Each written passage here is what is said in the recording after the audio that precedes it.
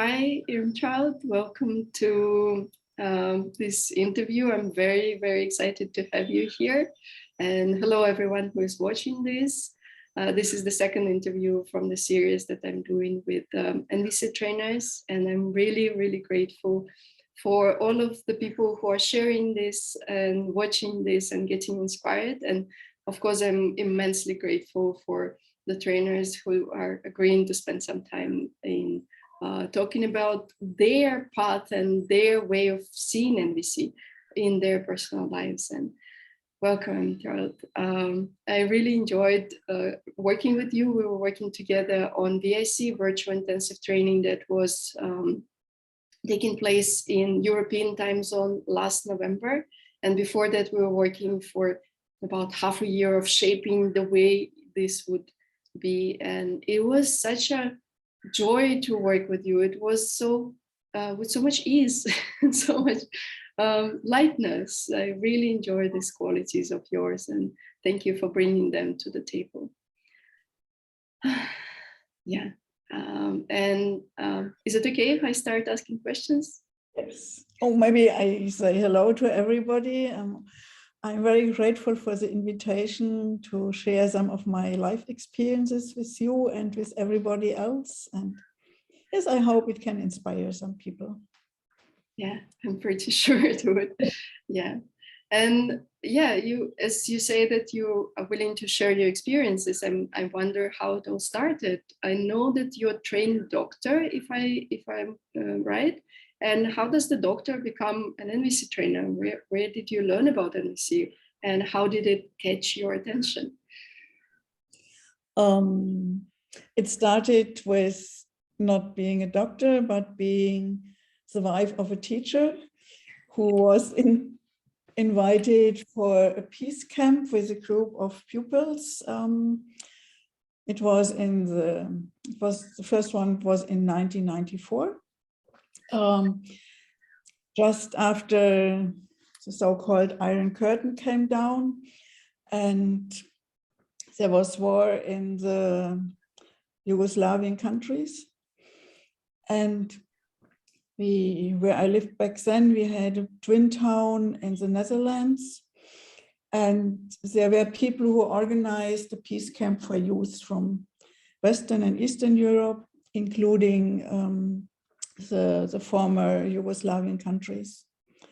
And I went there with very mixed feelings, imagining that these young people would fight with each other as their parents did. And then I observed them sitting around the bonfire, singing and dancing with each other. And I thought, how can this be true? That's impossible. And I asked around how this happened, and I was told they are here with trainers for nonviolent communication. And I thought, wow, that must be something very powerful. And I need to know more about it because, you know, I was born in 1949, just after the Second World War. And I grew up with this atmosphere of lot of pain. When I visited family members, there was in the living room, there were photos of their sons, brothers, fathers who had been killed as soldiers. And then later, I read and heard about the Auschwitz process, and it was so painful for me what German people did to other people, especially in Eastern Europe, including Russia. And so I was longing to contribute to peace. And then I thought, well, this could be a tool to support peace amongst smaller entities like families, even up to big countries. So that is when my journey with NVC started. And when I came back home, a patient came to me and told me there's something very exciting happening in, I don't know, 2-3 weeks. There's a training for nonviolent communication. And I thought, this can't be a coincidence. So it's just meant for me to be there. So that's how it started. Oh, wow. I never heard this story before, and I'm so amazed that it started as a peacemaking campus and a student. And so now it kind of connects in my head how you're still very much into social change and the peacemaking projects. And I've heard that you're working in Uganda. I've heard that you're working in Ukraine. And would you mind sharing a few more words about those social change projects in the hotspots locations that you're working on? Well, it's not Uganda, it's Kenya. And it's very close, no problem. And the very first country I worked in and kind of hotspot was in Croatia and also Bosnia just after the war, 1997, 98. And then the next was in Kenya in 2007. And I was invited there by a group of people who wanted to create an eco-village project. And I went there for 7 days, so there was not so much. But then they invited me back. And in the meantime, at the end of 2007, they had general elections. And there was a big violence. Many people had been killed, displaced. It was really horrible. And for the next 4 years, I and people who went with me, we just did mediation and reconciliation between people of different tribes who had been fighting with each other during the post-election violence. So I was immediately put in a hotspot, even if I hadn't expected it to be. And then after we kind of closed this loop of reconciliation work, we were invited to work with people from 2 tribes in the north of Kenya who were fighting with each other for more than 20 years. And they even didn't remember how it started. It was just fighting with each other. And we started with the elders, and they came up with a project how to create peace between their communities. We had met for, I think, 4 days or 5 days.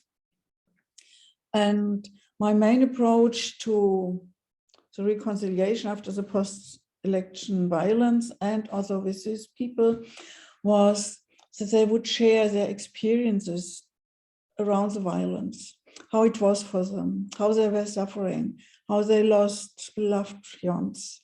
And that made them realize it's just the same for everybody. We all are suffering. And from there, they could really see the human being in the other person. And that was so much healing that they started to connect with each other. And the same was true with the young warriors who did the actual fighting. We met a year later. They recognized, some of them recognized each other. They had been kind of aiming the weapons at each other some time ago. And then they sat there and said, you're a human being too. You also want to live. And then in the end, they went back home with their certificates. They got them laminated and told everyone, now we are ambassadors of peace. And that's 10 years for now, really 10 years. They have grown up, and so there are new young people, and between other tribes there is fighting going on. And these 2 tribes are still living at peace with each other. And we met also with widows who had lost their husbands or also sons, daughters, and they are still connecting with each other and working with each other. So it has a sustainable effect. And I'm really impressed because we only met for 4 or 5 days. So that's something that gives me really hope. If we can meet beyond politics, just making people aware that everybody is a human being, then things can change. Wow, thank you so much for sharing it. It's such an inspiring story that using this tool of nonviolent communication, and I'm guessing also other mediation tools, just to bring this awareness to different sides that there are humans on every side and everyone is suffering and everyone is hurting as much as others are hurting. And 5 days of work with them can actually stop this vicious circle. It sounds amazing. Yeah. Yes, for me, this was also so amazing and encouraging to try to do it also in other hotspots. And then I was invited for doing training for people in Israel, Palestine. And that is how the NVC Rising community met in the beginning. They are the, how can I say, the ambassadors of what we did there together. So it's really incredible how things can move forward if you can touch the hearts of people. Oh, wow. Yeah, thank you. I've heard a lot about this Israeli-Palestine conflict before I knew about NVC, and then starting from beginning of pandemic when we were connecting all together, and NVC Rising had were holding their first global festival. Then when I heard that there is so much of NVC action is happening on that side, and that is really supporting, and there are villages where Israeli and Palestinians, they live together and they form communities, and there are cross-cultural families that are formed in this premise. And yeah, I'm really amazed how this centuries-long dispute is trying to find a way to see humanness of another human being with the tool of NVC.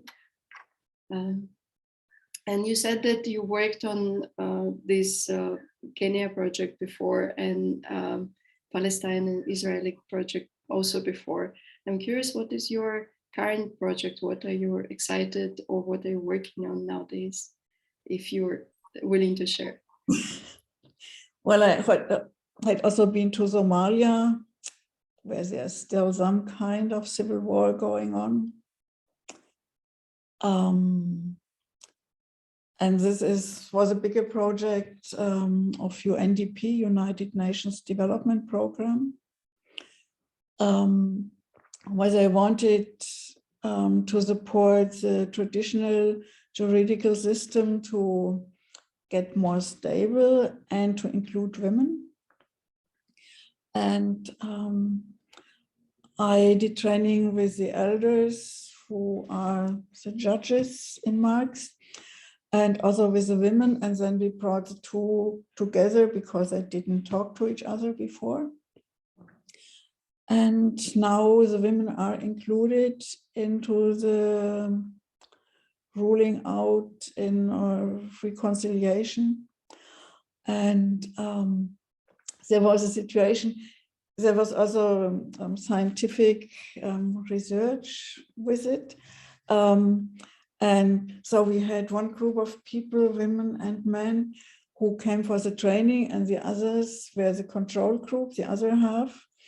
And then men of the other half came to the center where they do the hearings and the investigation. And then women were there working, also mediating.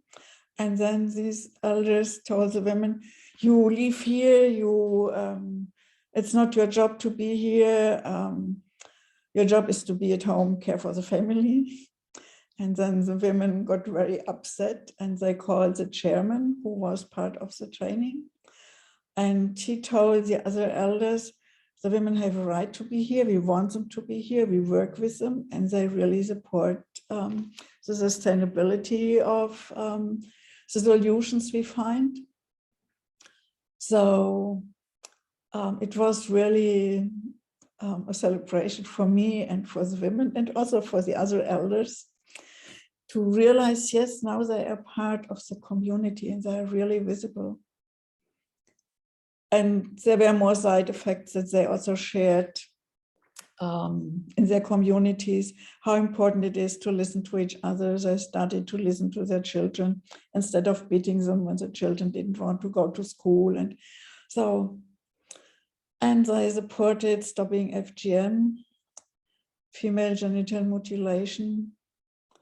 So, and the men are supporting this now. So it's amazing what can happen if we can support people to see each other as human beings.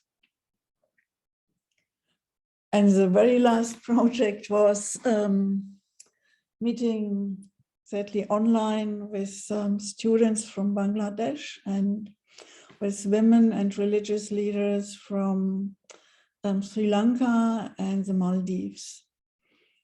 And I think they also took something with them, and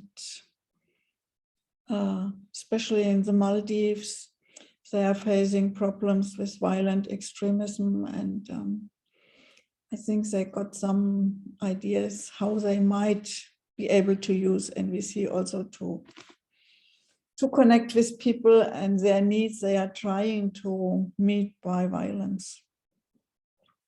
And I hope things might change.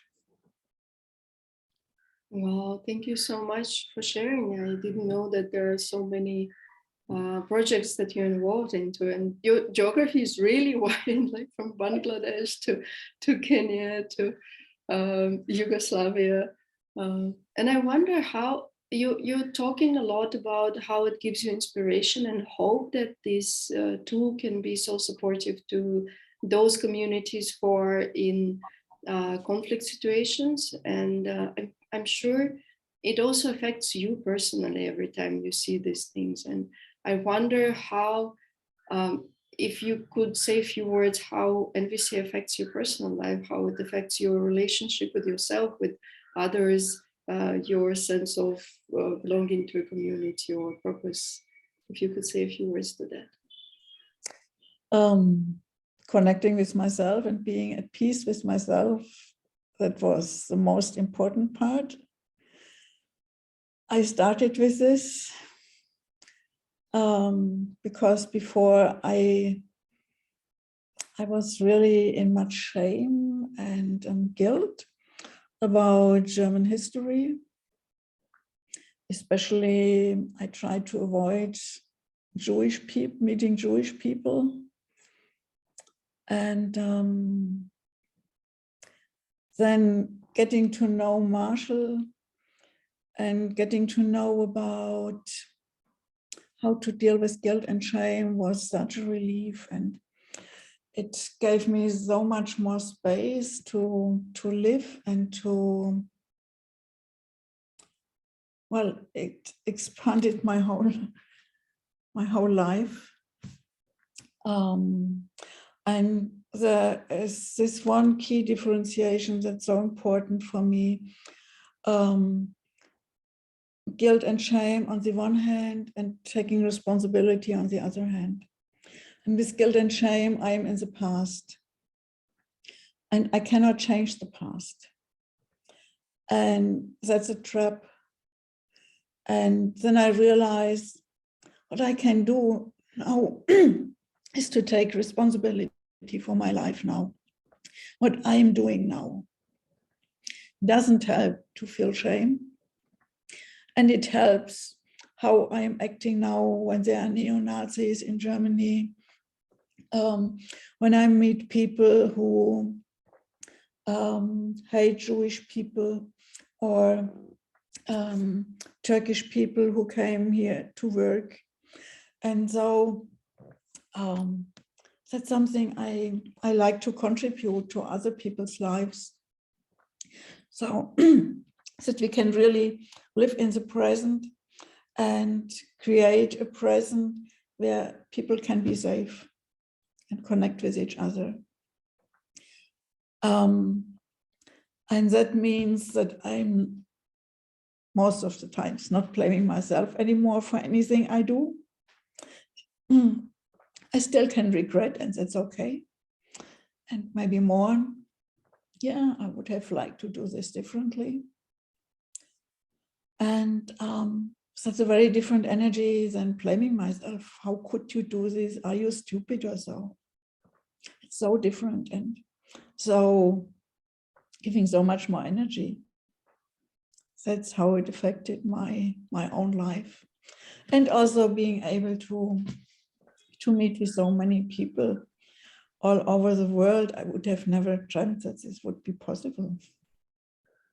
Yeah, thank you so much for sharing. It's so inspiring for me to hear that NVC helps you to connect with what to do, what you can do, how can you make life more wonderful at the current moment, and not to blame yourself or shame yourself for something that you did in the past, or even your ancestors or your people from the same country that you live in did. That is so such a huge part of our history, this conflicts that we personally didn't take part on, but still there is this Spanish shame, I think it's called, or something like this, that somebody did something, but I'm feeling shameful for this, and how to live in peace with me, with the situations. Yeah, thank you for sharing this.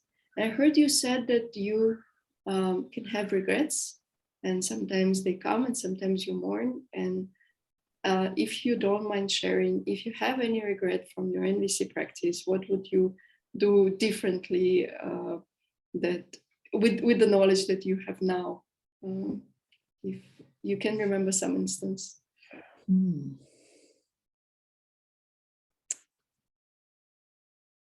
Well, I think part of it is that at times I give up power. I get submissive when I think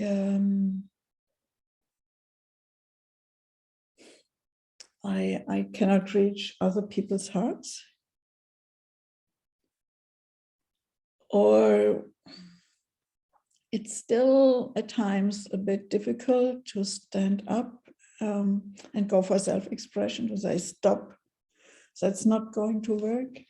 I'm working on this and I'm getting more authentic. And still, I'm more the person who comes from the empathic edge corner than the person who comes from the rebellious part or so. And I have the impression people who start the NVC journey, there are these two types, maybe to call them. And they have different challenges to grow into NVC. And mine certainly is, I try to understand people, I try to connect with them, I try to be empathic. And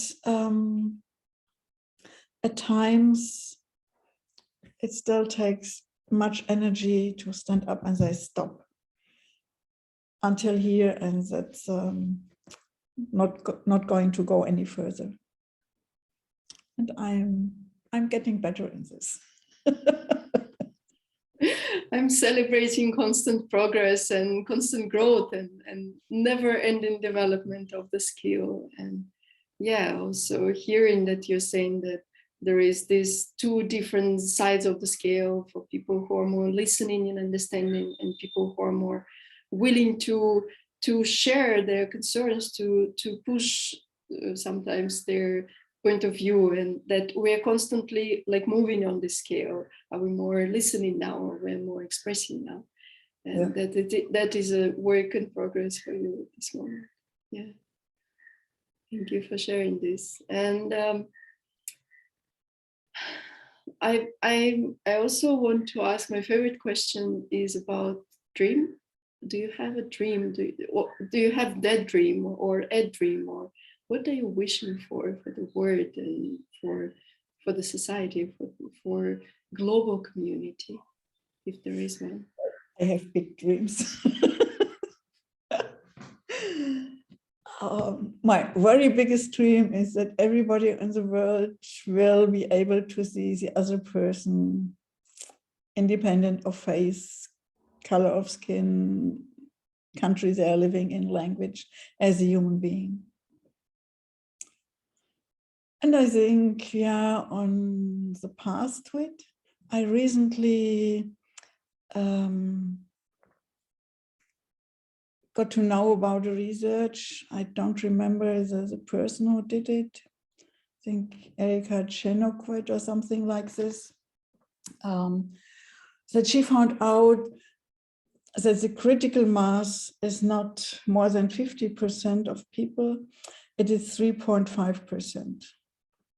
Yes, I was looking like you did right now. Very amazed and surprised. And I think we can manage to get this. Because before I thought, okay, 50%, when will we manage? And I am convinced that this is true with the 3.5% approximately, because when the time is mature for it, I think. Because when I look at the Fridays for Future movement, they achieved so much in Germany, that's where I know best. We had a ruling of the highest court in Germany that when politicians make decisions about projects, they also need to include the assessment, how would it affect the next generation? It's not only for the 4 years they are elected for, but for the future. And I think that's such amazing achievement. So now I believe the 3.5% might really work if we collaborate, and I think we are on the way to do it. So a dream that is one level below is to have many more certified trainers, especially in regions of the world where there are none yet. And I also support people on their path to certification as an assessor. And we are about to create a special way for English-speaking Africa now. And yesterday we started to connect people with each other from different African countries. And the same is true with people in Ukraine. And I hope in Russia it will be possible too quite soon. There are a few certified trainers and certainly not enough for such a big country. And you are part of this dream for me. Thank you, Charles. Yeah, I'm on my way to be certified, and my certification port is in India because that's where I started the process, and that's where I can meet people physically, not for the past 2 years, but before I was meeting them physically, including my assessors. And yeah, since you're saying that you do have this dream of more certified trainers and more people connecting to each other and finding ways to grow in NVC together, I'm very curious if you could say a few words about what qualities are you looking for in certified trainer? What is, as an assessor, you're probably looking for some things that would say to you like, yeah, this person is ready or this person is right for the job, because it is a job to be a certified trainer. to pass on this knowledge and to pass on this idea of nonviolent communication. So what it would be the traits of the person that you are looking for? As I explained before, these two ends of the scale of empathy and self-expression, to get from one corner to the other in some way, maybe not to the other end, or this way. So to be able to listen with empathy and at the same time express your concerns, express a stop if that's not in harmony with the values of NVC. So to support people to get more on dancing between the two ends.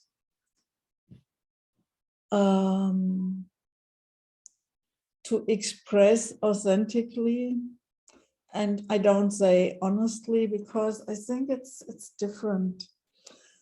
Being authentic is also to share my vulnerability, to tell someone I'm really a bit scared expressing myself now, and at the same time it's so important for me that you know this about me, about my concerns.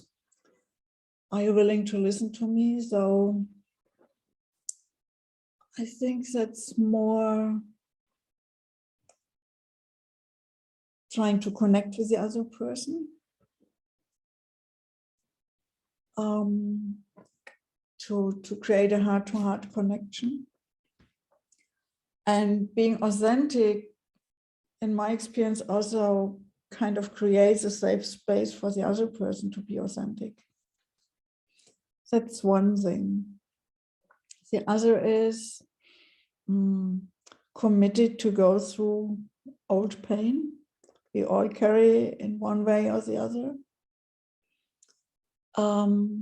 Because if we don't go through this pain, it can easily be triggered when I am giving a training, when I'm in reconciliation work, mediation or so. And then I'm not able to continue to do this work. Like if I have enemy images in marks about men or about women, and there is a couple in front of me and maybe he has beaten his wife, or she had done something that's not to my values either. So it's easy to subconsciously take sides. And then the process stops. And that is why I also, when I give training about reconciliation work, why we go into dealing with enemy images, to make them aware, to work on them, to overcome them. So maybe I certainly don't appreciate if somebody is beating somebody else. And now if I realize I am getting angry because this person is defending themselves instead of saying, yes, I feel so helpless and I don't know how else to express myself but beating the other person. I can put it in a nice box, put some nice gift paper around it and put it on the shelf. So I can still be present with the person who says it. And for me, that's an important inner work on the path to certification, that we get aware about enemy images we might hold because we grew up in an environment that had the same enemy images. We just kind of inherited them. And so to be able to not to get not triggered, but to realize, oh, now I'm triggered and I can put it aside, come back to it later. That's something that's really important for me, for people on the certification path. Yeah, thank you for sharing. I'm hearing that there are two huge parts, and one is this ability to be present with what is happening now and not kind of sinking into your old deeper pains, and being able to put it aside and maybe deal with it later, getting some empathy on the side and work on the side with this, but being able to be present with the person in front of you the way they are, no matter how we call them in our head, and no matter what labels we give to them, either it's a criminal or it's a bad person or whatever, to see this humanness in another being in any circumstance. And another one is being able to dance on, I love this, to dance on the scale between listening and self-expressing. And even when we're in this deep presence and connection, not to lose the core of self-expressing and being authentic to what is alive in us. Yeah, thank you so much for sharing this. And I know that majority of people who would be watching this interview, they are already somehow know what is NVC, but not all of them are considering trainership or becoming certified in training. I'm hoping that they all would contribute to this 3.5%. I'm very hopeful that hearing this number. I think Germany is somewhere close to this number because there are so many trainers there, such a big community. And for those who are just starting their path in NVC, they're just learning this too. They're just finding their way of how to navigate in their personal life learning this. I wonder if you have a wish, or what would you like to wish to them? I think the biggest gift might be experiencing empathy, the power of empathy. How you can go from being very tense, very angry, upset to taking a breath and sense the relief, and how rewarding it is to be listened to, really listened to. Not just that people listen to have the best answer as soon as possible. It's really to experience the presence of the other person. And I wish everybody in the world would be able to experience this. And from there, you are in the consciousness of NVC. And then there might be some methods to learn. And for me, the consciousness is to get there is the most important part, because otherwise I'm just teaching, and if I'm not authentic, if I'm just teaching words, sentences to use or not to use, it doesn't touch people's hearts. They realize it's not authentic. And so, yes, I wish people to get the experience, to sense this touch, this warmth, this being able to relax and exhale. Yeah, what I'm hearing is that it is so important for you, for people to get this experience of empathy, not just listen about it or learn theoretically about it, but actually experiencing it. I'm guessing when you're talking about empathy experience, it's actually on both sides. The person, like we're both experiencing empathy when I'm sharing and you're listening. That is an experience for both of us, and it goes also in waves from one to another. Yeah.